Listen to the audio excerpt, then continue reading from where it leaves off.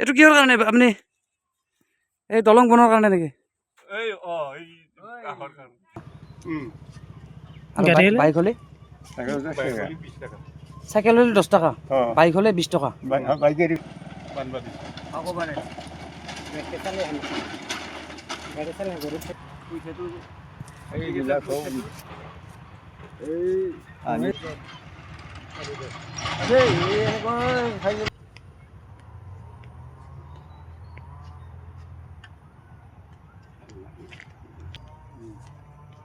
কি কৰিম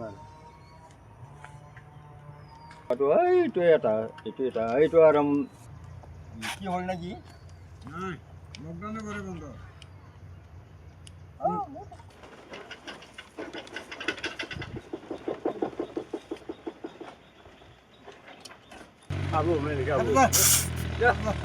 মই এতিয়া সৰুপেটা যাম। এইটো ৰাস্তা, এইটো কোনটো ৰাস্তা হয়? ক'ৰ পৰা ক'লৈকে যায় এইটো? এইটো আপোনাৰ ইয়াৰ পৰা আপোনাৰ বহুত দূৰলৈকে যায়।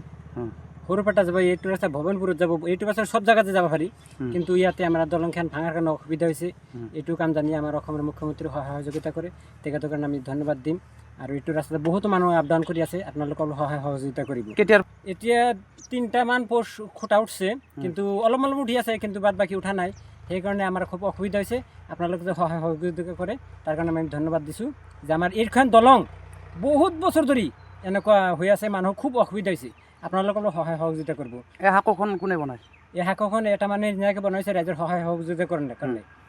তেখেতক আমি ধন্যবাদ দিছোঁ যে এই বুঢ়া মানুহে ইয়াতে দিনভৰ বহিয়ে থাকে। এই শাকোখন তাৰ নিজা পইচা দি বনাইছে ৰাইজৰ সহায় সহযোগিতাৰ কাৰণে। তেতিয়াহ'লে আপোনালোকে যাতে আমাৰ অসম চৰকাৰে কিন্তু এইখন দলং জানি নিৰ্মাণ কৰি দিব পাৰে। এই শাকৰ কাৰণে আমি এই দলং নাই, নৌকা চলি আছিল, কিন্তু আৰু সেই এতিয়া শাকো পইচা খৰচা কৰি এইটো শাকৰো বানিলোঁ অহা যোৱা কৰা কাৰণে। আপোনালোকে নিজাকৈ মানুহৰ সহায় কৰি আছে? এতিয়া কৰিব লাগে, চৰকাৰে আপোনালোকে সহায় কৰি আছে? চৰকাৰে আমাক সহায় কৰিব লাগে।